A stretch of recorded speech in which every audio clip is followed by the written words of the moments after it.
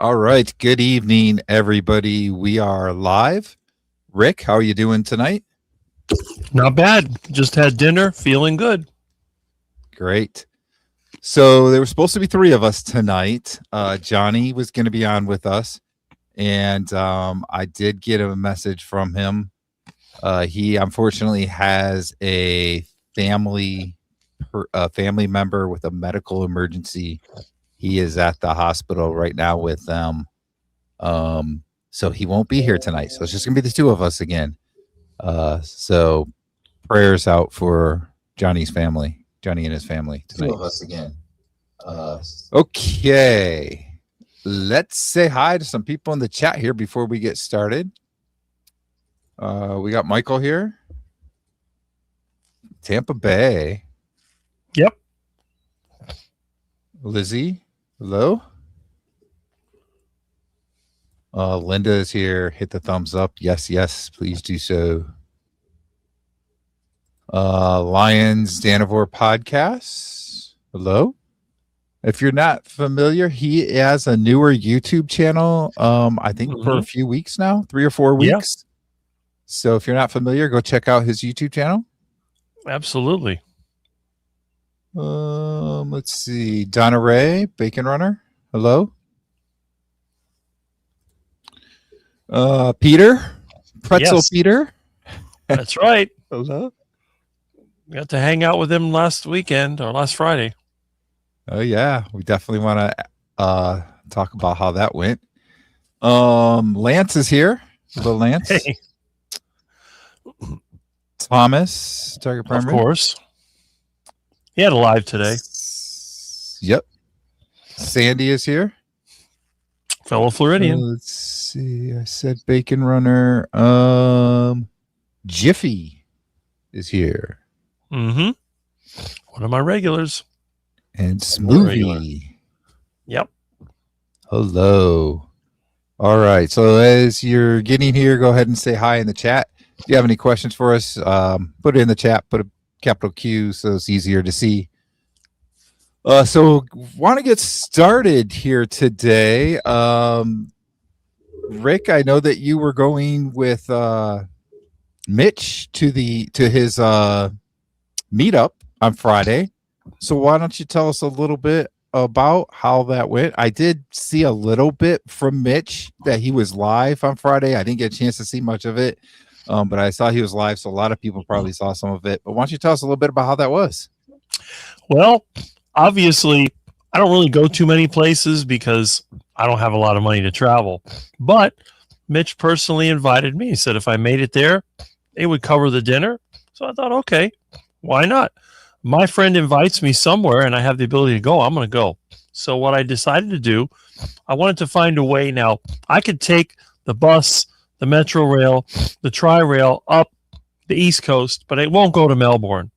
But thankfully, Peter, Pretzel Pete, he lives in Boca.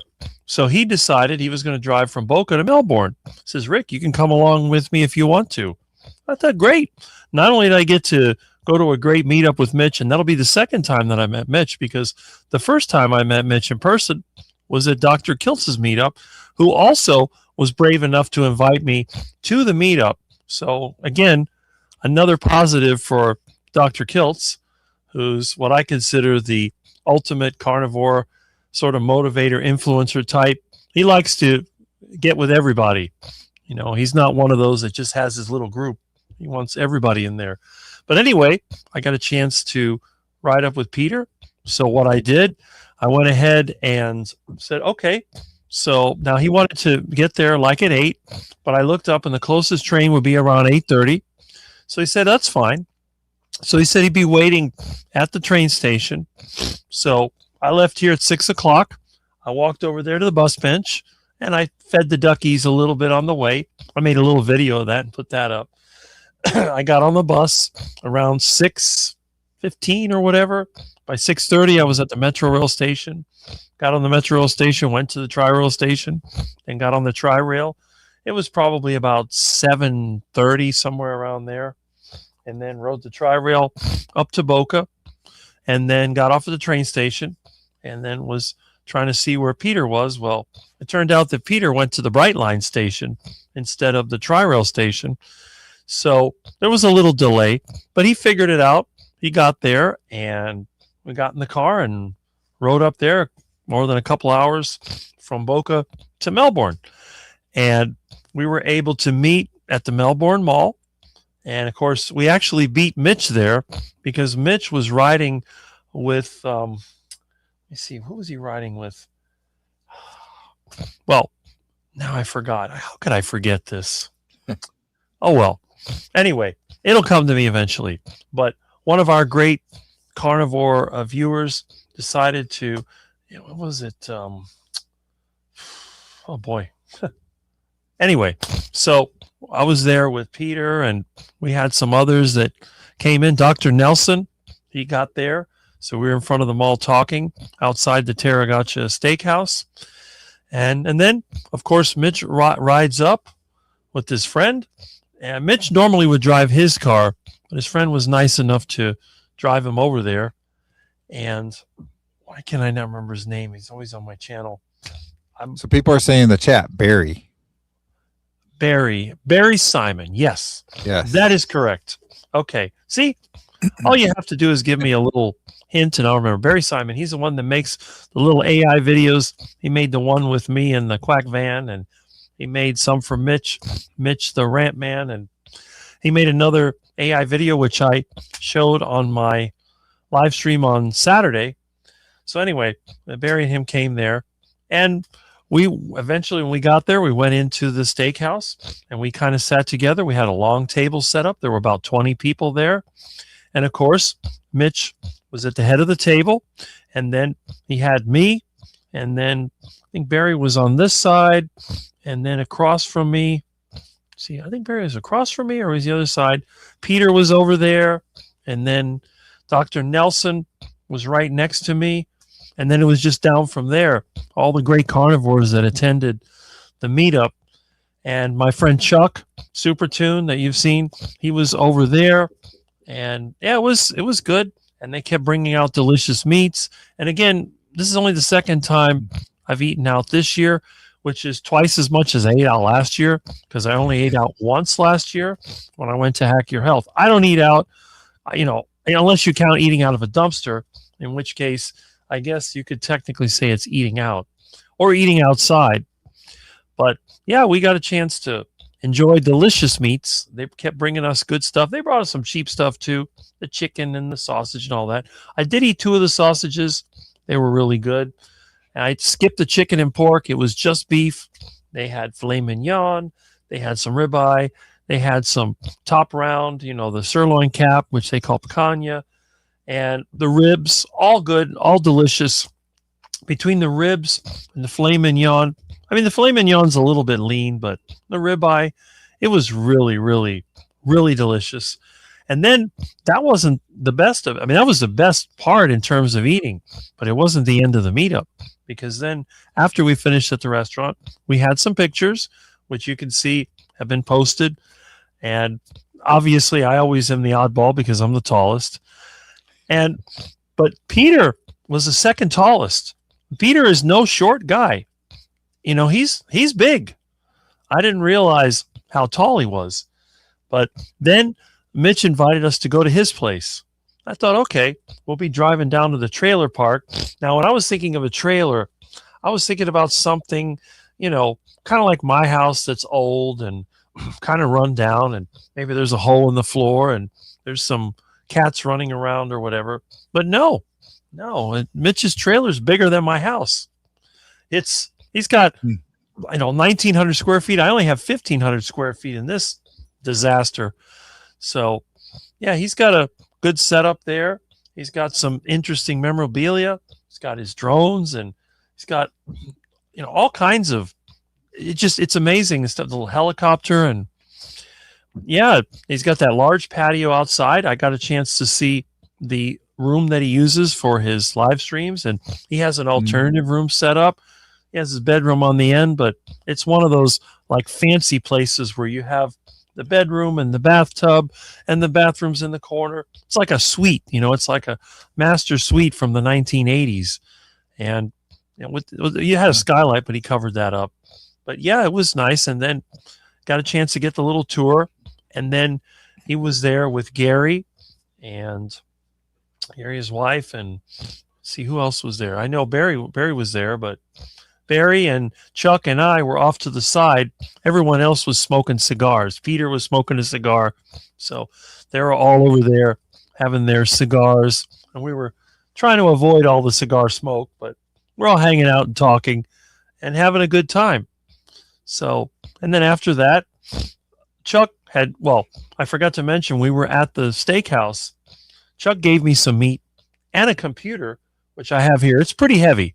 It's one of those HP Media Center computers. And then Mike Seeley Sr. gave me a laptop, an old telephone. So I had all these items, and I couldn't drag that with me to the train and the bus. The box was big and heavy. So Peter offered to drive me all the way from Mitch's house to my house. So he went all the way down to Miami and brought the stuff here. I got a chance to check out my place a little bit. Didn't make the grand tour because I got an engine and all this stuff inside the house, but looked through the window, checked out my room, said it reminded him of a general store. And of course, Milton was rolling over in the window, and the Calico, she was out there kind of looking around, but not too friendly. She's afraid of most people. But yeah, it was an interesting Friday, and I got home around almost 9:00. But yeah, it was a full day of a great meetup and, kind of an adventure. And there was a little comedy in between, but it was a great day. Great. Sounds like it was fun. The Calico, is that the one that you think is pregnant? Yes. Yeah, okay. That's her. Okay. She's super friendly. Now she follows me everywhere. At first, when I first saw her, she wouldn't even come near me. She'd peek her head in the window and run away. Now I open the door, she tries to trip me. She's probably at the door right now waiting for food. Okay. Well, she's pregnant too. She wants to eat all the time, right? Yeah. Somebody dumped her off. She seems like a nice cat. I don't know why they would dump her, but she just appeared one day. She's no one's cat. I asked all the neighbors. Yeah. Uh-oh, here comes Milton. All right.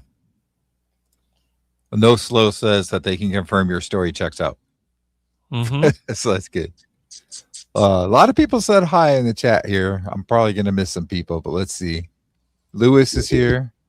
You mentioned Chuck, right? Supertune. That's him. So he's here. Let's see. Venetian Cat. Hello. I think I got everybody else already before. Oh, Terry's here. Got a lot of regulars from my channel. Yeah. I got the best viewers. I mean, out of all of YouTube. They follow me. It's great.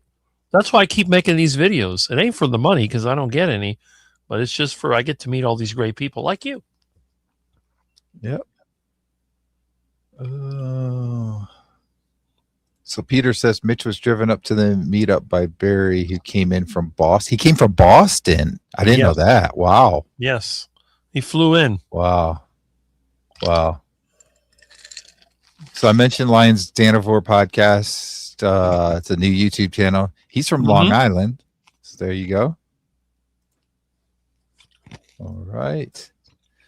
Something else I wanted to ask you. I commented on one of your videos today. I think it was maybe from yesterday or the day before. I can't remember.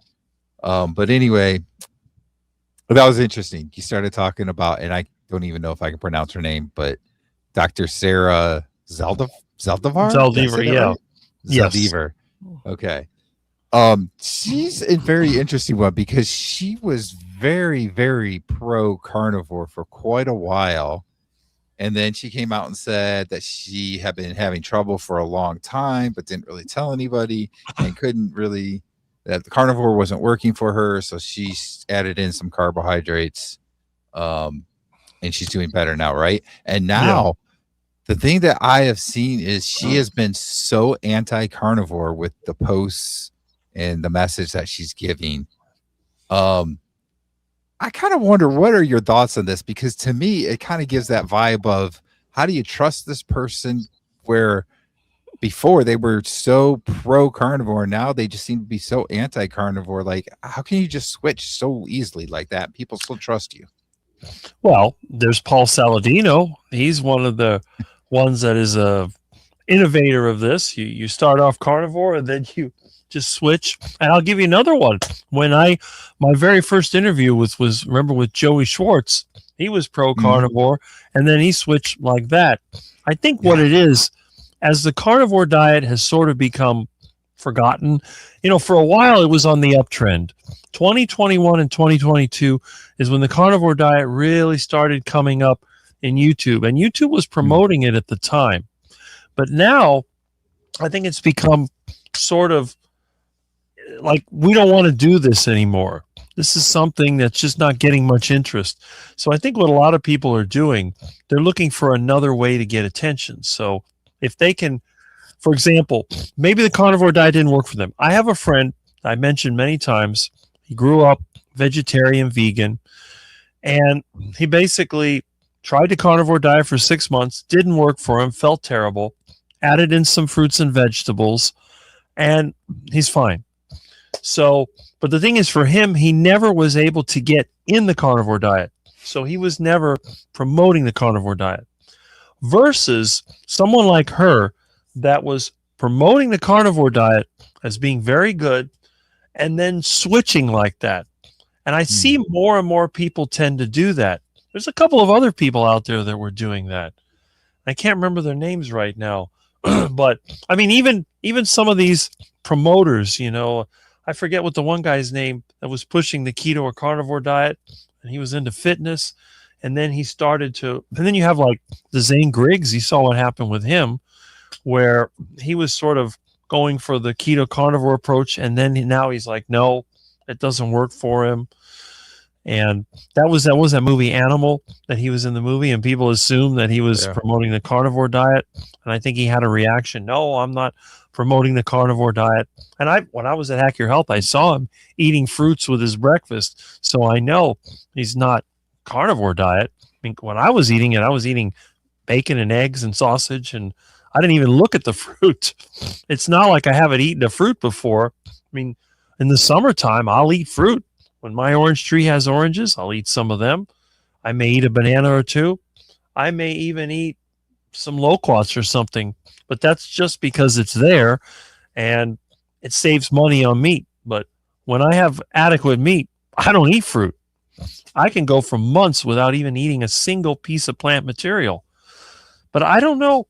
I think it's a combination of, it doesn't work well long-term for some people, and now they can use this as a way to get attention. And I think a lot of times people, they like this idea because maybe they tried the carnivore diet, it was too strict. Maybe they couldn't continue to eat just meat. And again, if you're a social person, you have a lot of friends, you're married, maybe you have kids or whatever, they're pulling you. They want to have the pizza or the bread or the fruits or the vegetables. There are people out there that like vegetables. Even people like broccoli. It's like, really? You like broccoli? Yeah. But yeah, and they love their salad. Now, it's covered with salad dressing, but still they say they like their salad, and I don't know. But I think that's what it is. I think what it is, maybe the carnivore diet wasn't working, so now they've added carbohydrates, they're feeling better, and they go, man, I can use this as a promotional tool and get attention and maybe get some more interest and more money out there. That's what I think. Yeah, I think that's probably a very good point. A lot of comments about the meetup, and I guess there's going to be a meetup in Boston too coming up, or New York. New York, I think they said it was. New York, yeah. So that's interesting.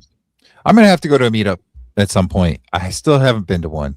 So next time that there's one, I guess, close to me, there usually isn't anything really close to me, but well, there hasn't been anything close to me yet. Maybe one day when I'm not broke, I'll set up a Miami meetup. But if it wasn't for the generosity of my carnivore friends, I would not have been to a meetup yet. So I know what you mean. Yeah. Yeah. All right. I don't know. Rick's or Peter says you forgot to mention Chuck gave us a box of steaks. I think you did talk about that though. Yeah, maybe Peter just missed it. So Peter gave you his half, huh? Yeah, well, Peter was supposed to take some of the meat, but he said that his freezer was full. So let Rick have it, because obviously everybody knows that I am a very big eater. And if I have the meat in my freezer, I will eat it. I can eat up to 6 pounds of meat per day, although I've cut back to 4 pounds because of expense. And I've substituted a lot of chicken and pork for the beef. I'm only eating maybe 2 to 4 pounds of beef per week rather than 4 pounds a day like I used to eat. But pork's on sale for 99 cents. In fact, I think there's a weekend sale here. It's got it. All right, yeah, 89 cents. And I know pork isn't the best meat, but you can't beat this. And oh yeah, if I eat too much pork, I may end up not feeling as good, but I can always add sauerkraut. I got plenty of cabbage growing in the yard, and I've got plenty of it fermented. So if I have to do that, I'll add sauerkraut to it. But so far, I've been eating pork, and I feel fine. So that's pretty good. Yeah, good. All right, so we got to know what this is about here. Peter says you got to tell everybody about what happened at the gas station convenience store on the way home. Well, when I was in the car with Peter, we're talking about a lot of things, and I was mentioning when I was a kid, my mother, she used to make my lunch, and it would usually be the peanut butter sandwiches. Sometimes I'd get a ham sandwich, but usually with sandwiches, I take what's inside the sandwich, eat it, take the bread, give it to the ducks outside the school. But one of the other things that Mom would include in there would be a bag of chips. Now, I hate potato chips, and I hate corn chips. I hated it. I don't know. I remember the Frito Bandito, which was fun, but the Frito chips were nasty. So one of the things that my mom would give me is plantain chips. And they had these little bags. They were like little kid-sized bags, or yellow, and they're called Mariquitas plantain chips. So I would eat those in junior high, elementary school, but by high school, I wasn't eating any of that because I was basically on the heart attack diet.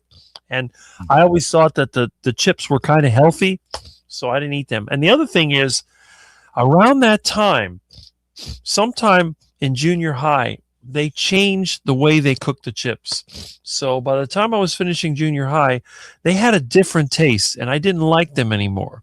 So I went from enjoying plantain chips to hating them. And there was another one called Cheefles or whatever that was green, and it was okay for a while, and then it tasted bad. Well, it turns out, I think what happened, in the early 80s, they switched to vegetable oil. But originally, when they used to make those plantain chips, they were cooked in lard, because that was the traditional way in Cuba that they cook the tostones and the chips. They basically use lard. And then after that, they went to vegetable oil. So even if I wanted to eat them, I didn't like them, so I didn't eat them anymore. So anyway, on the way back, Peter had to use a bathroom. So he stopped at one of the gas stations, I guess, to take a leak. And then after that, I went and I took a leak as well. I didn't have to go much, but I figured I might as well go because still got a ways to go. And he went, I guess, where the snacks were.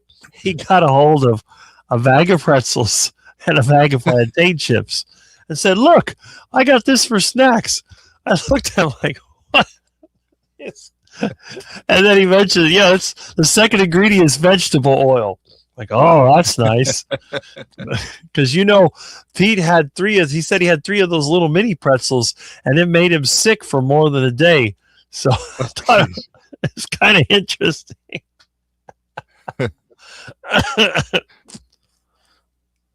It's funny. Oh, man. Yeah, that is. All right. I don't know if the chat's working for me. Every once in a while, I have weird problems where it doesn't always update. The last messages were a few minutes ago, so you might be putting stuff in the chat. I might see it here in a few minutes. I don't know. We'll see. Okay. So let's see what else we want to talk about today. You mentioned that you used to eat 6 pounds of meat, not necessarily beef, but whatever, pork, chicken, whatever, and you're at 4 pounds right now in a day. I know that we've talked before, and you eat like 3 times a day. Um, it's very interesting how everybody is different, and I know you're very active, right? That's part of it. Your job, you're active. You're very active all day long. I sit at a computer, but I will eat like 2 pounds of meat a day, and we're pretty similar size, other than that you're a lot thinner than me. You're 6'6", I think, and I'm Yeah. 6'4". So you would think that we would kind of eat similar. It's kind of interesting how things are different. But again, you're very active and I'm not. That might be a huge part of it. But I just think that's interesting, that just the way people eat. And I don't know, do you remember Alia, that she works for Dr. Kiltz now? Yeah. Alia Wells? Yeah. I remember interviewing her before, and I think she ate more than me in a day. She eats something like 3 or 4 pounds of meat a day too. It's just weird how there's differences with people, and she's a lot smaller than us, kind of curious, like maybe I don't eat as much as a lot of people do. Maybe in the chat, tell us how much you normally eat in a day. Maybe I'm just a little different. I don't know. Well, what I've noticed, people that tend to store fat, they tend to have a more efficient metabolism than those of us that don't. For example, if I overeat, I eat too late, I'm going to wake up at 3 or 4 in the morning sweating, feeling hot, and I have to crank the air conditioner down to like 65 just to be able to fall asleep. But I know other people, it doesn't bother them. They go in a room that I have 72 degrees and they're shivering. So it's cold in here. And I'm sitting here just warm and whatever. So I think in many ways, my metabolism is just used to that. Plus, I have pretty low blood pressure. So I'm not quite sure how that all relates, but I never get cold. You've seen me on my bike when it's 50 degrees outside, riding along to the store, no jacket. And if you see, like when I was at Mitch's meetup, that was a pretty cold day there. I wasn't wearing any jacket. And it's just, I think even a Hack Your Health one day was cold and I wasn't cold. And you see me riding a bike, people have jackets on and all that, and I'm just wearing this. So I think my metabolism is just a lot higher. I seem to have a metabolism of a younger person. Because a lot of younger people, they eat a lot of food. And then they reach that certain point in their life when they just start gaining weight. And I haven't reached that point yet. They told me, my parents told me, wait till you hit 40. Then they said, wait till you hit 50. Well, they died. Now it's like, no one can tell me wait till you hit 60. I mean, maybe it'll happen. I don't know. But like you said, I'm just as active now as when I was 25. I haven't slowed down. Now, if I was in IT again, of course, when I was in IT, I was still eating a lot of food, even though I spent most of my time at a computer. Sometimes I'd spend the entire day sitting in front of computers, setting up networks, going through files. But I get up to walk to the bathroom, and then when it was lunchtime, I'd have to go outside and fire up the grill. I used to cook out of my truck. I'm one of those people that likes to cook every meal. I don't like to pre-make meals like some people do. Some people will cook a lot of meat, and they'll put it in the refrigerator, and they'll eat it day after day. I cook everything on the spot. And if I can catch and cook on the spot, that's even better.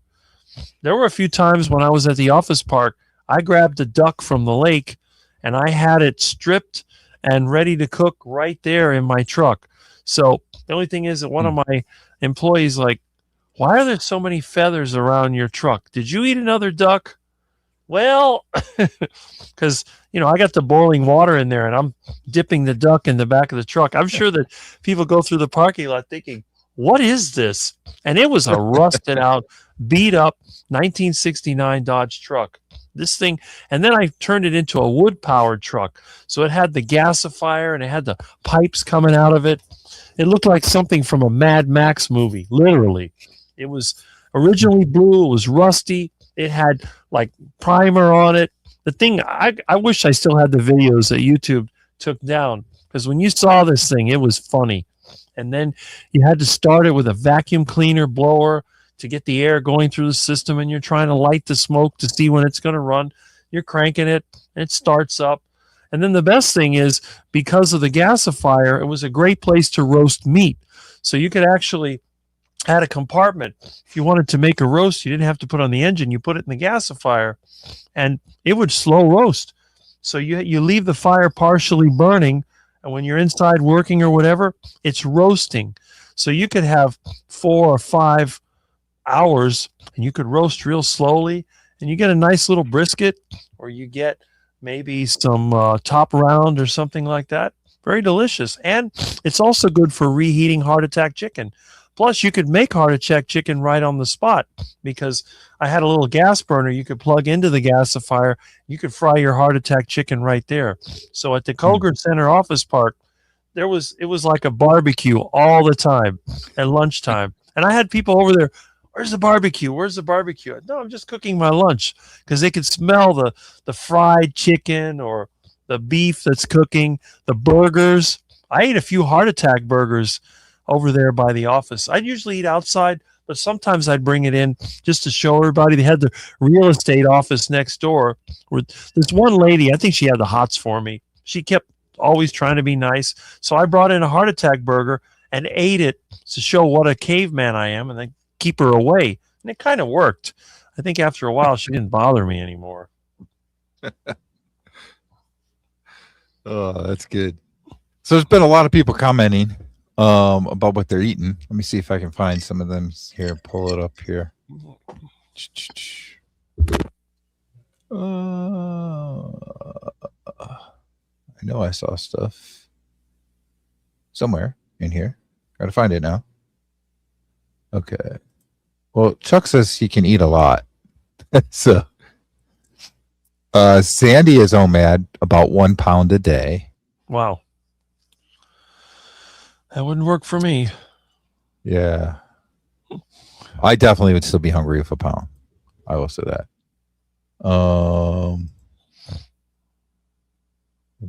Eat once a day around 8 p.m. Interesting. Yeah, a lot of people don't eat too late. Usually. I finished before 7. Yeah, you see a lot of people are more earlier in the day. Sometimes I'll eat later, but usually I try and eat earlier. Mm-hmm. Venetian Cat says I eat 2 to 3 times a day. In the morning is 2 to 3 pound, or no, 2/3 of a pound, I think that is, of burger. Lunch is a half a pound of meat and 2 to 3 eggs, a beef stick at night. 5'2", 98 pounds at age 66. Wow.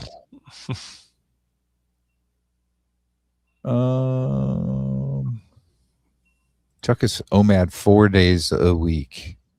I'm curious. So Chuck, I'm curious about that. Did you just kind of do it as in, do you try and do just 4 days OMAD and then you go the other 3 days, just eat a few times? Or is it more of that's just how it kind of turns out because you're only eating like when you're really hungry? I'm curious about that. So if you could comment, I'd like to see that.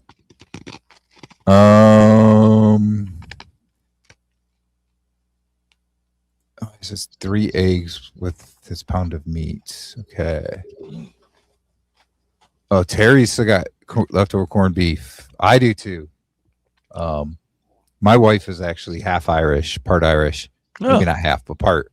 So we have corned beef every year. And she does the thing because she's not carnivore, so she puts in the cabbage and the carrots, stuff like that.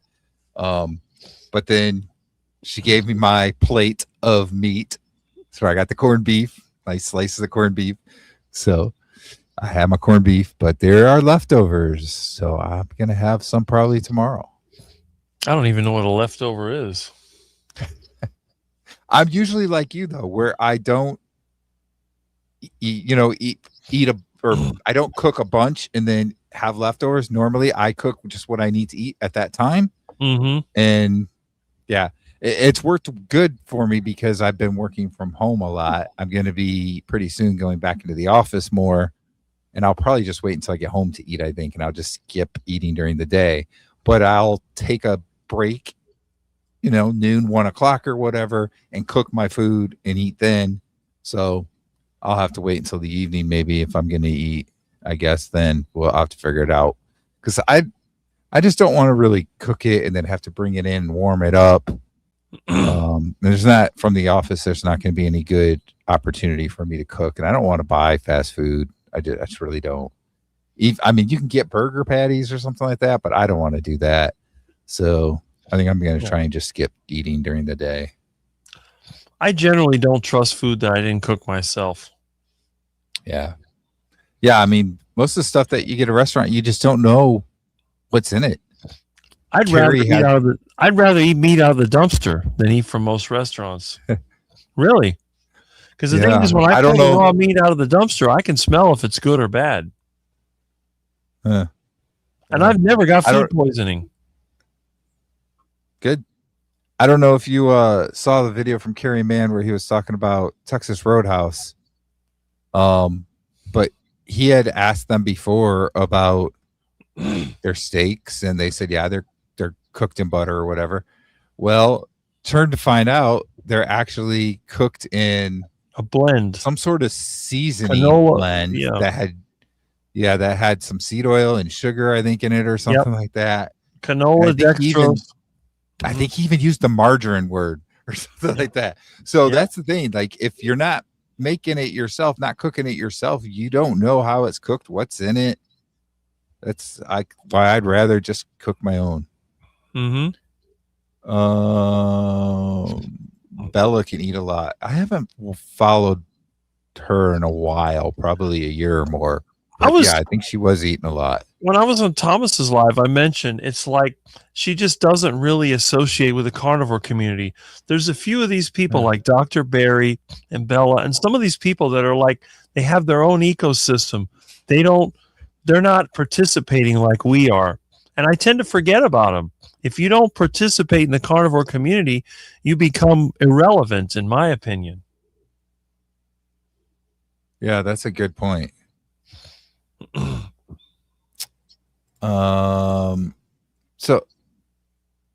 So Lion's Danivore podcast, is his name Dan? I've watched a couple of videos and I can't remember. Was it Dan? Yeah. I think so. Okay. All right. So I'm gonna start calling him Dan instead of saying the whole thing out. So he says that he has a half a stick of Kerrygold butter every evening while he's waiting for a steak to cook. That's cool. Good. That's good. I've eaten butter sometimes when I'm cooking. Peter had to clarify that you didn't actually buy the plantain chips and pretzels. That's right. I thought I mentioned he left it there, but yeah. Booby Goats is here. Takes a slice of cheese and put some of that corned beef in it and make like a taco. Okay. Yeah. All right. That makes sense.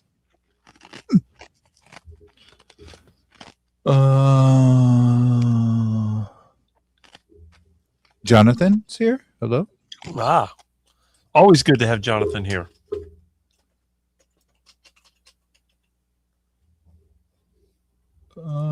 Sandy loves cold butter. Let's see. Phoenicia Cat says, "What's a leftover?" Yeah, I don't typically have leftovers, but like I said, my wife is not carnivore. She'll make stuff, and nobody else is going to eat it. I'm not going to eat it, so a lot of times she'll make something that she'll have leftovers, and it'll end up just going to waste. I have leftovers in my refrigerator from our neighborhood party, but they're not going to me. Yeah. Sandy saw the Kerry video I was talking about, the one about Texas Roadhouse.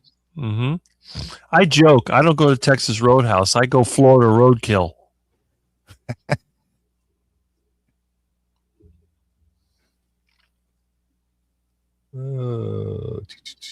All right. I think Oh, here's another one. Lizzie says she's about 1.5 pounds a day.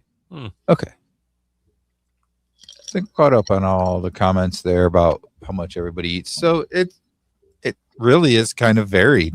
There's a big variation from person to person.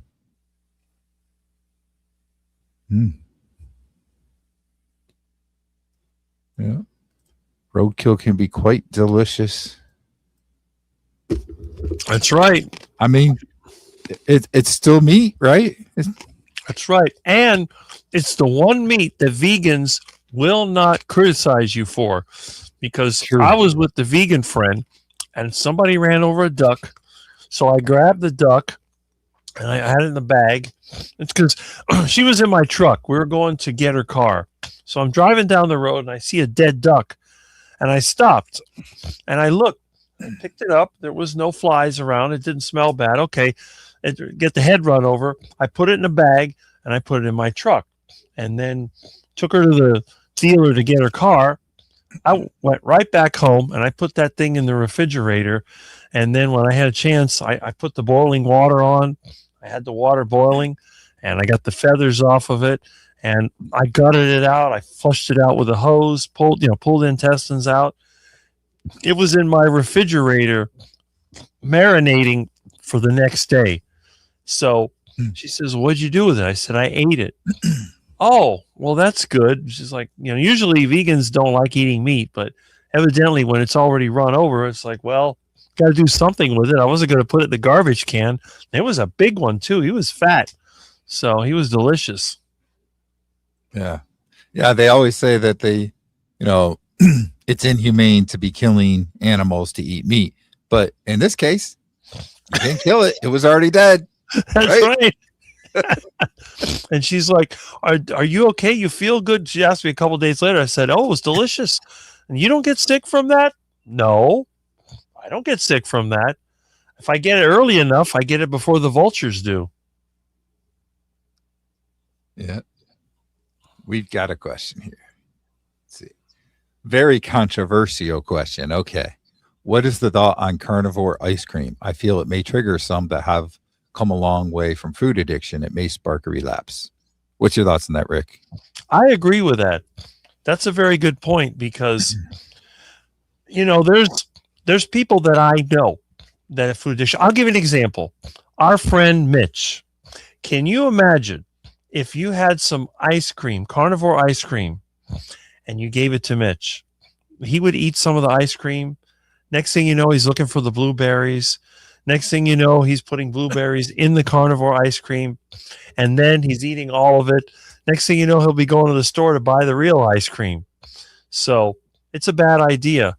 That would be like a person that's got an alcohol addiction. Well, how about some near beer or some, alcohol-free wine? I mean, they make such a thing. They start drinking it. It's like, I remember this. Next thing you know, they're going to the liquor store and loading up. They're passed out on the floor. So, yeah, it's kind of dangerous. Now, if you're like me, I ate some of the Dr. Kilt's ice cream when I was at his place and the meetup in February, and it was okay. It was somewhere between sour cream and yogurt. I liked it, but I haven't had any since. I'm not addicted to that stuff. So it depends on the person. Now, on the other hand, if you gave me unlimited Muscovy duck, I would eat so much of that I'd probably explode because I have an addiction. Well, it's not really an addiction because I haven't eaten any duck in over a year, but I do get duck cravings. Just riding my bike near the canal, sometimes I get duck cravings. But with the ice cream, it's a lot more dangerous because it's easy to make, and then it looks like something else. With Muscovy duck, there's only one Muscovy duck, and you can't buy it in the store. So even if I was addicted to it, it's not like you're constantly tempted. But with ice cream, you got ice cream trucks driving by, you got convenience stores, you got grocery stores. I can find ice cream at a Walgreens. It's not that hard to find. So yeah, it may spark a real. It may be worse. That's for sure. Yeah. I think that's a great point.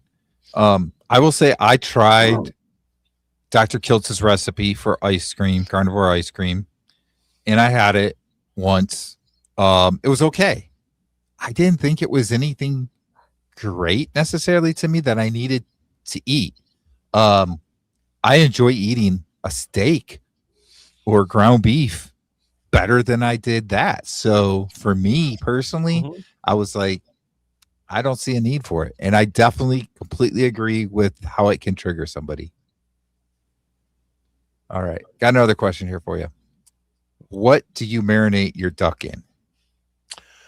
Generally, if it's a tough bird and I haven't had a chance to fatten him up, a roadkill duck is going to be tough. If I fatten him up, I don't have to marinate him because he's perfectly marbled and perfectly delicious.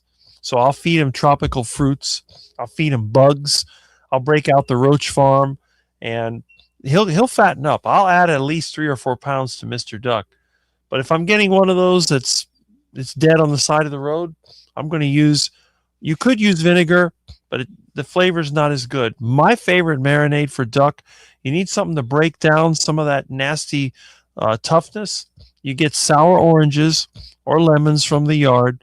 You juice them up in the juicer. Normally what I do is use a blender. Peel the oranges, throw it in the blender, and then buzz it all up, Mm. and then just mix it with a little water, a little bit of salt, put it in a container, and then you want to cut your duck. You don't want to do the whole duck because of the cavity. Normally, I'm going to fry the duck anyway.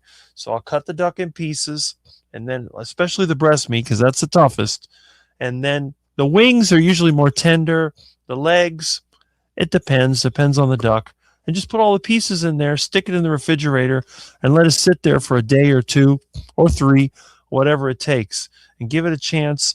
And then what you do, you just kind of tap on it, open the refrigerator and give it a tap, maybe put a fork in it and see if it's starting to break down. And usually you get like a slight fatty layer on top, and then you have your marinade right there. Then what I like to do Mm. is take the whole marinade, the duck pieces and everything, put them in a pot, turn the heat on low, and let that roast for 20 minutes, hour, whatever it takes. So it sort of gets kind of boiling a little bit. And then I'll either take it out and deep fry it, or I could just, kind of stew it. I've made Muscovy duck stew for the really tough old bird, but that's the technique I use. Okay. Cool. I just saw Johnny posted in here. Bring this up really quick. He said he just got back from the hospital. Hope everyone is well, and he'll watch the replay tomorrow. So hope everything's good if he's back from the hospital. Thanks for stopping in, Johnny. Yeah, I want to bring this up. So Dan said it can drag so many people back into the vortex of addiction. You were talking Mhm. about the whole addiction thing with the carb, and I think this is a very good point. That you brought up Mitch. That's like his big thing is talking about the whole carb addiction and Mhm. you got to stay away from carbs because of that and so forth. And I was just having a conversation with somebody in my family kind of about this. They were talking about their father has done a little bit with carnivore and that, but it's kind of struggled with it. And their excuse was kind of that they couldn't really stay, that there's too many temptations with carbs and so forth. And I was kind of talk about that, like, it, it, it it's more of the addiction side of thing that they got to look at. Like you said, if you got somebody that is an alcoholic, you're not going to give them, like I think you said, near beer or something, or just Mhm. say it's okay to have one drink or something, right? You're going to stay completely away from it, and that's going to be your better chance of sticking with it. So if you are a carboholic and you struggle, you got to get that stuff out of your house. You got to get it out of your pantry, out of your fridge, all the carbs. Mhm. You got to take away those temptations, because it's going to be like me. Like I will have, a temptation, and if I act upon that temptation and I eat something, now I'm screwed up for the next couple of weeks. Maybe, I caused a problem, so I got some pain or something. But the big thing is now for a couple of weeks, I got that whole thought about how I want to eat that food. and I got to try and get myself back on track. So the best thing is to stay completely away from it, just like an addict would, drug addict or an alcoholic, whatever. So, yeah, it's a very good way to look at it. Let's see. So Michael says, I love eating wood ducks. They are delicious. Is there a type of duck that's a wood duck, or is he talking about wooden ducks here? No, there's a wood duck. There is a wood duck. Okay. Black menace. Watch out. Watch out. Bad kitty. You're a bad kitty. Bad kitty. No, no biting. No. Look at those teeth. Oh. You silly cat. My goodness. Here. All right. Let's see here. Johnny says, my family member is doing remarkably well. I appreciate everyone's prayers. Looking forward to being back on next Wednesday. That is great to hear, Johnny.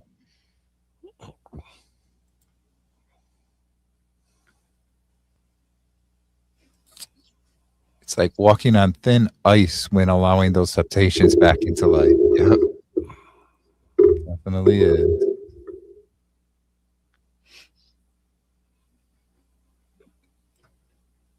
Oh, there's a lot of comments coming in. Hard to keep up.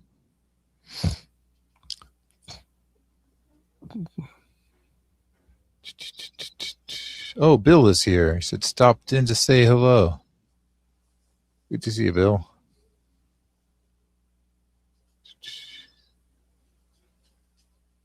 Oh,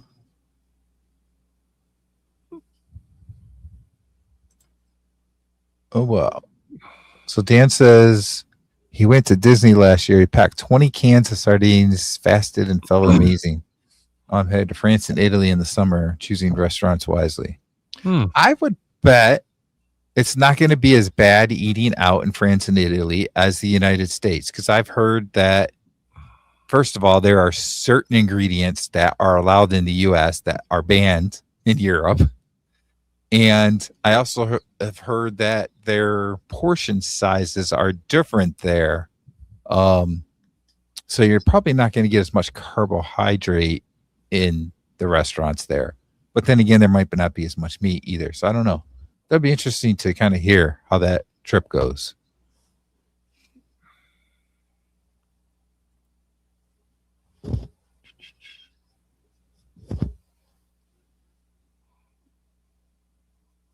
That's one of my biggest issues when I travel is sometimes I don't really plan it and it gives me issues. All right.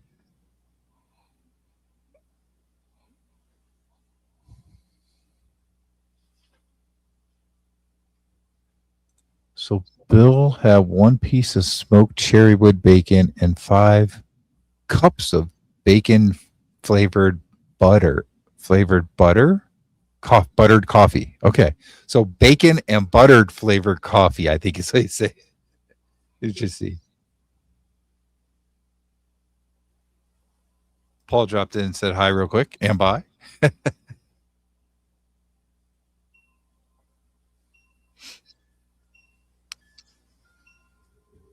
Dehydrated bacon, he said. Okay.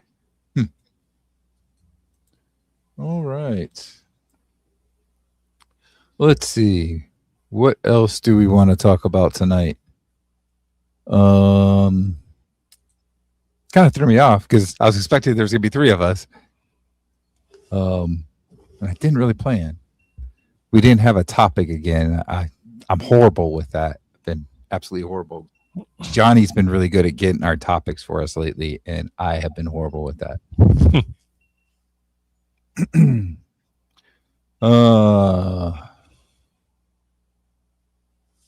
Let's see. Not sure what Paul's talking about. I'll let you figure out why. I don't know. Okay. Maybe there's another live stream going on. I don't know. Well, there's a lot of activity in mine. Sometimes I get a troll now and then. But Oh yeah, I saw that. Yeah. they come and go. The only time they get put on timeout is when they start insulting people, and then they disappear for a little while. Then they come back. They can insult me all they want, but that gets boring because I laugh at it. Yeah. I just ignored it. I didn't want to bring it up, so I saw it in there. But yeah. Oh well. Um,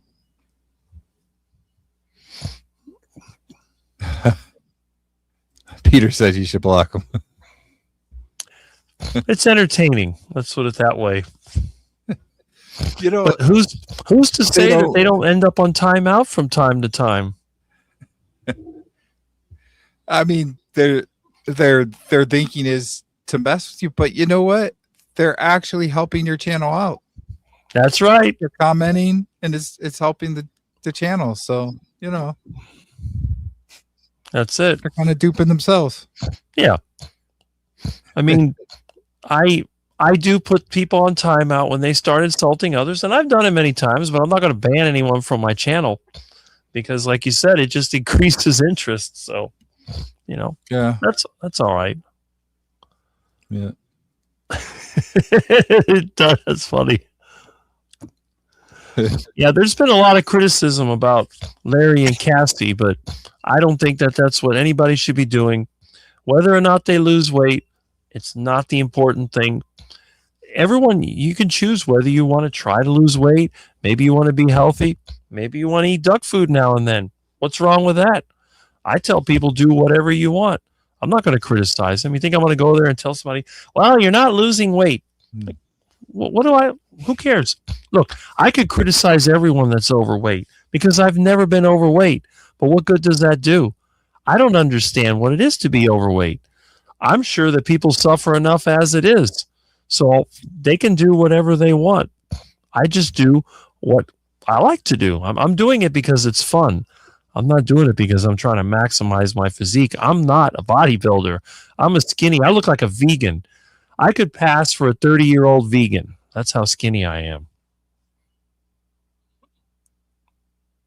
Yeah. All right. Dan says he heard the same thing about Europe. So when I was talking about the different ingredients and so forth, though I'm in the mindset that my microbiome is beyond sensitive to allow any form of carbohydrate into my system, it's so easy for me to fall back into carbicide. Okay.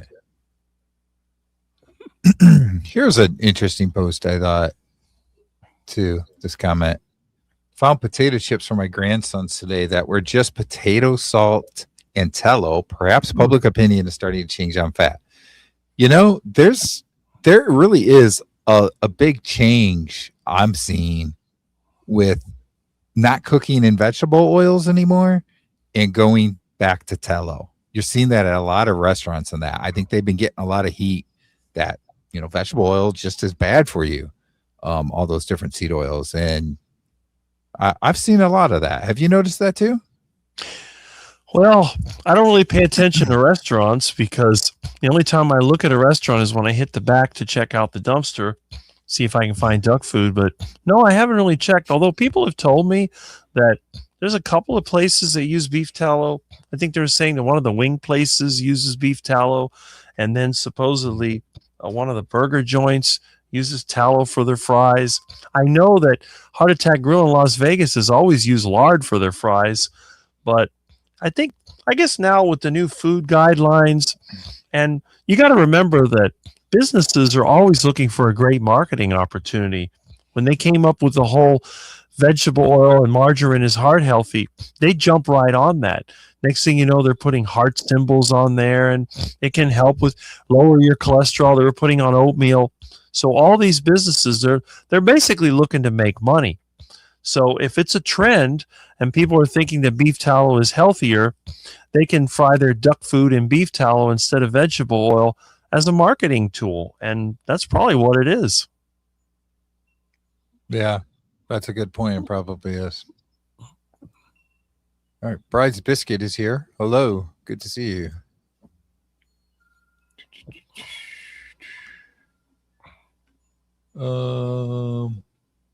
Man, Is Bill saying he's on his 6th cup of coffee today? Cup 6? Really? Woo.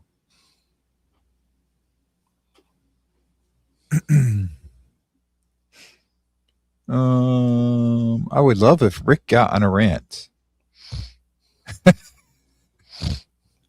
I do. Are we from talking time to about? time. Are we talking about the troll again? Maybe. I mean, like you said, I don't mind the participation as long as you don't attack my friends directly. When you do that, you go on timeout for a while. You can attack me all you want, like that I don't have any money and that I'm trying to take advantage of people and all this other nonsense. But even Mitch got aggravated with that because it's not even true. I've never seen Rick ask anyone for anything. And Mitch is right, as he usually is. That's the one thing about Mitch's channel. I always say, you want to get it in the no BS zone, check out Mitch, Old Guy Carnivore. He'll tell you what he sees as the truth, and he's usually right. So that's why I keep watching his channel. It's just, I like the reality. What I really hate are the fake channels, especially now with all the AI. I'm not saying AI in itself is bad, but there's just so many AI generated channels. I saw one today. I'm Dr. Whatever. And you know it's AI because they can't pronounce words correctly.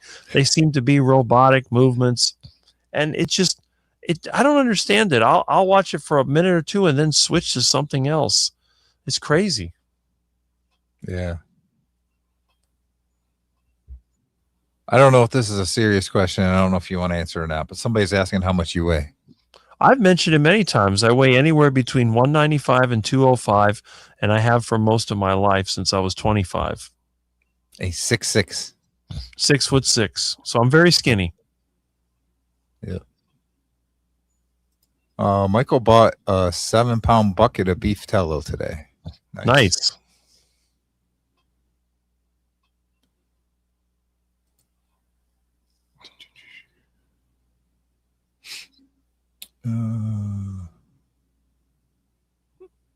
Yeah, I like abstinence. I can't even talk. Abstinence with my fries. There you go. Yeah.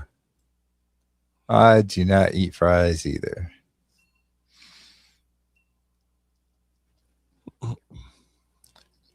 Yeah, I think that was a 6 cup of coffee or something. He says, I love coffee. Whew. Some people do really well on coffee. Other people, it makes them nervous. So I'm wondering, is it caffeinated or decaffeinated? If it's caffeinated, that's a lot of caffeine.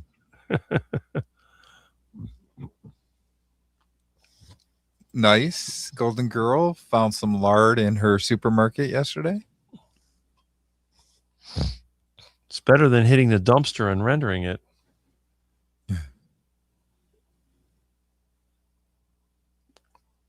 Wow. Dan's had 5 cups of coffee today, too. Some big time coffee drinkers here. Mm-hmm. But Do you drink coffee? No, I hate coffee. I find it disgusting. I don't drink it either.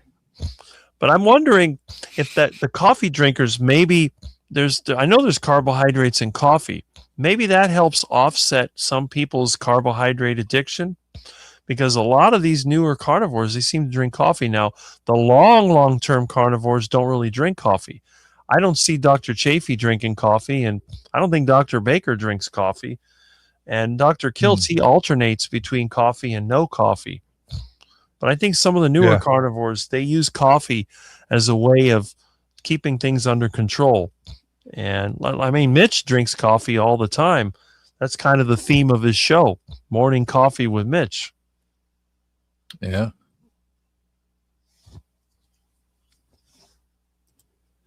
Peter says, Rick is the ultimate carnivore superstar, in my humble opinion. He is the king. I agree. Well, that's good to know. The king of the quacks.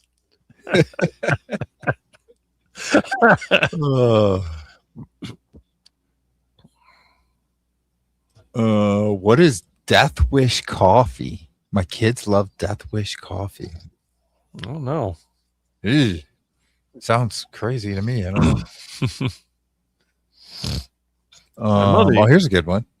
Yeah. Any thoughts on creatine? I remember taking creatine when I was 16 for bodybuilding at its height. I can't talk again. what I did feel back then, I felt extreme brain fog. Has anyone felt that recently? Have you ever taken creatine? I tried it back when it was sort of a trend. You had Mark McGuire that was taking it, and he was supposed to be getting muscle with it. I tried it. I didn't feel any different. In fact, of course, it's hard for me to gain muscle. I was trying to work out at the time. Really never gaining muscle. It didn't seem to make any difference. But it's like a friend of mine was saying, well, Rick, with all the meat that you eat, you're probably getting as much creatine as you can use anyway. So, and I do eat a lot. Yeah. Now, for somebody that doesn't eat a lot, especially older people, I think the older you get, the harder it is to absorb the amino acids. The creatine might work. I know Mitch puts it in his coffee. He talks about that a lot, and it seems to help. When you meet him in person, you can see that despite having a stroke, he's able to stand up straight, and he moves around. I mean, obviously, he's not moving around perfectly like someone who didn't have a stroke, but he never loses his balance. And he sits up. He sits up without any assistance. He doesn't have to hold on to anything. He just gets up from the seat, and I've seen it. So I think it's working. I think for most older people, the creatine might be a great idea. Okay. Yeah, I've tried it a couple of different times. The last time I tried it was after I tore my hamstring, and I was hoping that maybe it would help a little bit. And I'm not really sure if it did. It's so hard to tell, because I mean, my hamstring healed pretty quickly, but it probably had a lot to do with what I'm eating. Just eating all the meat and that, and not eating inflammatory foods. So I don't know. I'm not the only one that doesn't know what Death Wish coffee is, though. Peter didn't hear of it either.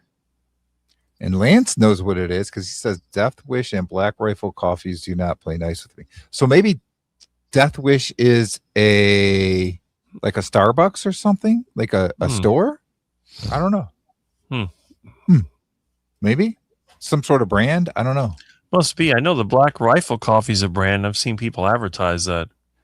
Yeah, I know that there's some Black Rifle coffee stores where you can go like through the drive-thru or whatever around where I live. I've never tried it, but my mom used to drink instant coffee, but eventually I changed it. When I made her coffee, I started getting coffee seeds from the roaster, and I was roasting them here at the house. And then I started growing coffee bushes and getting the seeds out and roasting them. I was roasting them in beef tallow in a pan on the stove. So, and my mom actually enjoyed her coffee more. Instead of the instant coffee, this was real coffee. And I used a little espresso machine. And then mom was using non-dairy creamer. Oh, I put real cream in there. So, yeah, I really improved her coffee. Oh. So Patty asked how many ounces of meat you eat in a day. You had already said that you used to eat 6 pounds of meat, and now you're eating about 4 pounds. About 4 pounds. You kind of cut back a little bit. Yeah. Yeah. It's just too expensive. Right. Terry's got a question for you. Do you prefer lard or beef tallow, or are they equal? It depends on what you're using it for. I prefer beef tallow myself because I like the flavor of beef tallow, but a lot of people don't like the beef flavor. So when I cook for friends, a lot of times I'll use lard because lard has no flavor. In fact, seed oils have a slight paint taste to them. I can always tell when something is cooked in seed oils, and when I go in like a house where they use seed oils, I can smell it immediately. It's a very unpleasant smell. But beef tallow, it does have a beef smell to it, and lard is basically neutral. That's why lard was used for baking, because when people make pie crust and stuff like that, they don't want taste in it. So they want something neutral. That's why they invented Crisco, because Crisco was made from cottonseed oil, which was so-called detoxified or whatever. It had really no flavor to it. So again, for deep frying, I'll take tallow. If I can't get tallow, I'll use lard. Lard is easy to get. You can use anything from bacon fat to leftovers when you do a pork shoulder roast or you do a stew. You can use that the lard. Or you can buy lard in a big block. They used to sell it in 50-pound blocks at Gordon Foods. I think they still do, but the one near me doesn't have it anymore. I may have to go further to get it. The one they sell here is that stupid hydrogenated lard, which I don't want. I want the regular lard, but they do sell it for baking purposes. But I would recommend lard for the new person, and then beef tallow that comes later. But it's up to you. I mean, one thing I have noticed is that for pan frying, tallow is much better. It's more heat stable. But for deep frying, I'd go with the lard. All right. Patty says she drinks 8 cups, an 8-cup pot, so 8 cups of coffee every day. Wow, 11 years carnivore. There's a lot of people in here that drink a lot of coffee. Mm-hmm. Michael drinks a pot of coffee every day. Bride's Biscuit, I've been drinking it daily for 52 years. Missed one day in that time. Wow. Part of my youth, part of my senior years. Uncle Charlie says it's a diuretic. Mm-hmm. It kills your appetite. Okay. Milton. What? I can hear him. What do you want, Milton? No, don't bite my toes. He must be hungry again. He's always hungry. You're like me. So you see, we're not coffee drinkers, so we don't know what this death wish is, but it's a smoother tasting. It seems anti-intuitive. I don't know. Hey, Milton. He's upset that you're on live. Milton is funny. He'll start biting me. Milton. It's a cute cat. You're a lovable cat. Yeah, I've heard this before about creatine. Uncle Charlie says cycle on 6 weeks on, 6 weeks off. I've heard that before too from people. Mm-hmm. Do it for a little bit and then stop. And yeah. Oh gosh, Bill's getting cup number 7 now. I only drink water. Yeah, that's me too. Lance is heading out, so thanks for stopping by, Lance. Glad you were here. Yeah. Oh, here you go. Bride's Biscuit says, I took creatine monohydrate back in 1993 when I was a gym rat. All I can say is that it works. My doctor said, wow, you work out. In an office exam, my proudest doctor moment. There you go. There you are. Oh.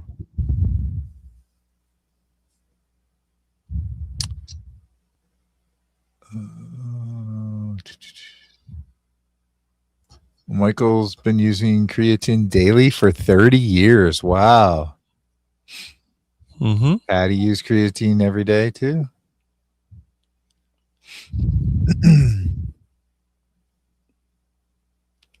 Yeah, it does put water in your muscles.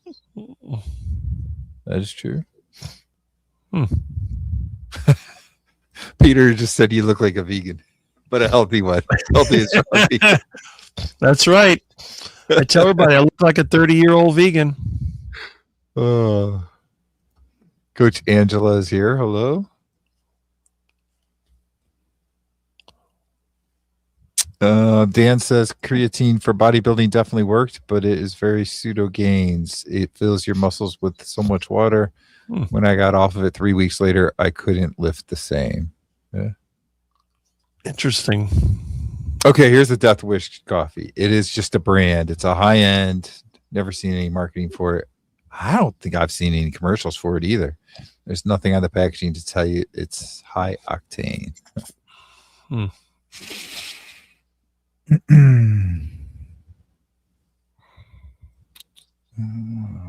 else?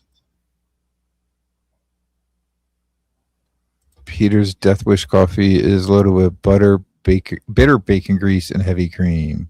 We're supposed to be butter, maybe, but tons of deadly fat. Yeah. Mm-hmm. Heart attack special.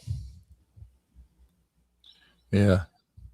Funny, I actually had somebody tell me that I really need they said I should get checked out with a cardiologist or something because all the bad fat that I eat, the butter and all that kind of stuff. And they said that they actually use vegetable oil, which is a lot better for you. I'm like, who has ever?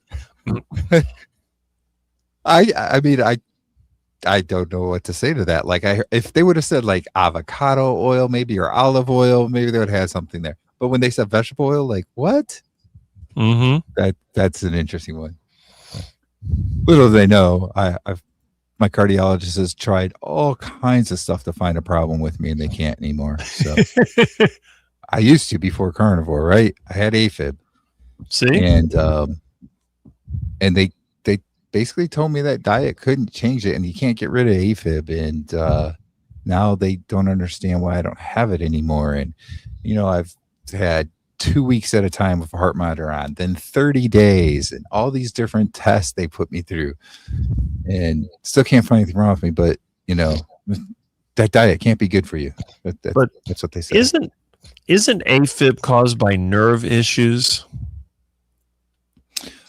It can be the vagus nerve, which according to Dr. Barry is due to an insulin sensitivity issue. The thing I found is there's a couple of different types of AFib. There's the persistent, which is what Johnny actually has, where he's constantly in it and he can't get out of it. And then there's I forget what they call it, paroxysmal AFib, which I had, where I would go into AFib and I go back out of it on my own. And that definitely, from everything I have been able to read up, has something to do with electrolytes and insulin sensitivity and that kind of stuff. So yeah, supposedly I was never going to be able to really get rid of it unless I had like some really expensive procedures done. And then even then they said there's a possibility to always come back. Mm-hmm. And before I was Carnivore, it was definitely getting worse and worse over the years. I had it for, I don't know, probably 5-6 years or so. And it was definitely getting worse and worse, to the point that I was having several, at least 2 to 3 episodes every week. And within a few weeks on Carnivore, I noticed that I wasn't having any episodes anymore. And so we're now like 3 months away from 4 years without an episode. How do you know when it's coming on? For me, at least, I get really hot, get kind of tired feeling. I notice my heart maybe is beating a little faster, that type of thing. And I wear a Fitbit too. And the Fitbit tracks, it's supposed to let me know if I go into AFib, but I can look at it. And like when we used to go in it, I could easily see in there, my heart rate on the Fitbit would jump up to like 130, 140, 150, and then it would go back down to like 100 or something, and then it would go back up.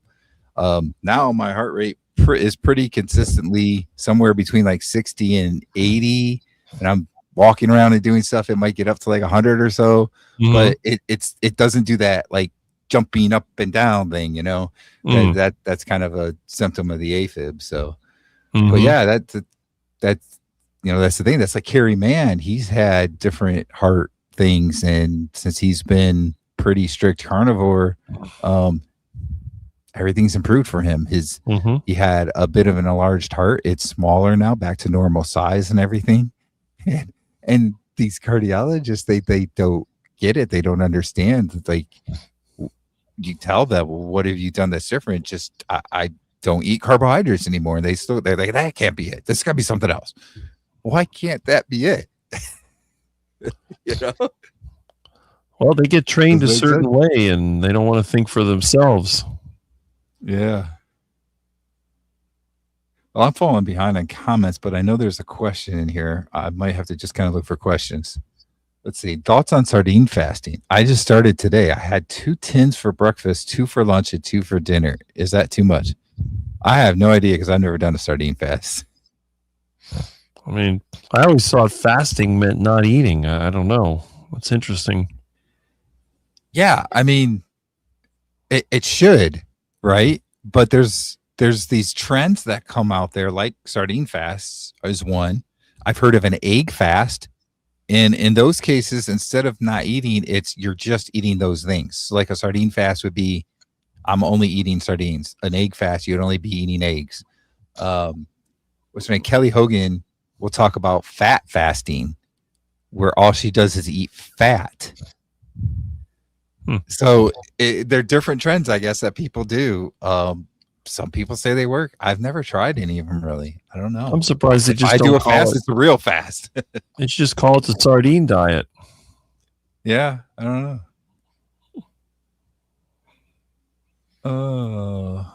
Let's see. Do I see any more questions or anything?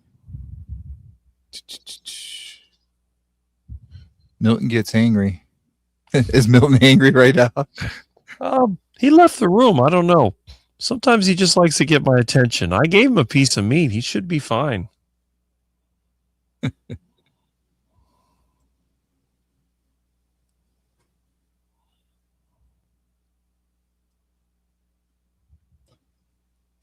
Dan has a vampire in the house. They wake up around this day and night. I have a vampire son that does the same thing. Maybe it's Quackula.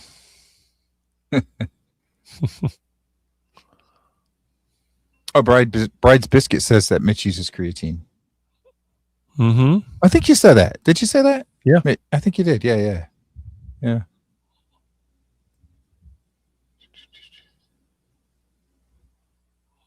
All right. I'm just going quick, make sure I didn't miss any questions. So a ton of comments in here.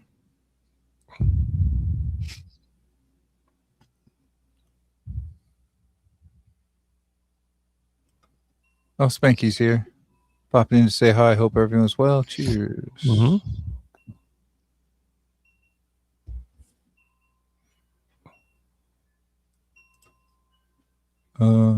Jerry is here. Hello. Oh, here you go. Bride's Biscuit knows a little bit about the sardine fast. You shouldn't limit consumption when doing sardine fast, but I naturally reduce over a few days. They are nutritionally dense and filling. I know they're very nutritionally dense. I've only had sardines like once or twice before. But I've never done like a fast with them or anything.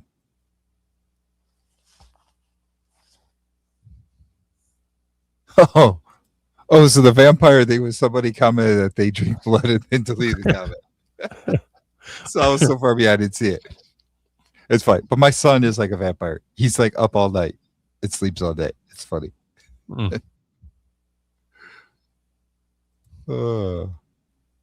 The Maasai warriors drink blood and milk. There you go. All right. Well, we've been on quite a bit over an hour here.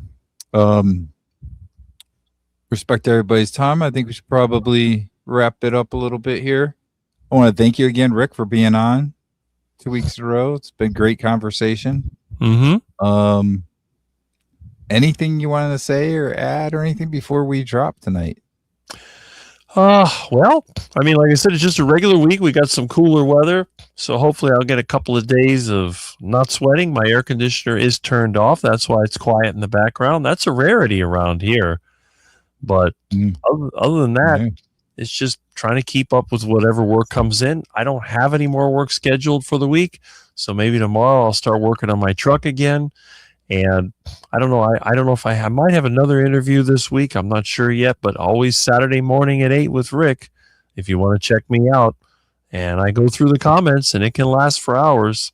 So if you have a question or comment, that's one of the best times to put it in. All right. Sounds good. Again, thanks for joining me tonight. Thank you, everybody. It's been a great chat tonight. And Johnny and I should be back next Wednesday, 8 p.m. Eastern time. So thanks, everybody. Good night. Good night.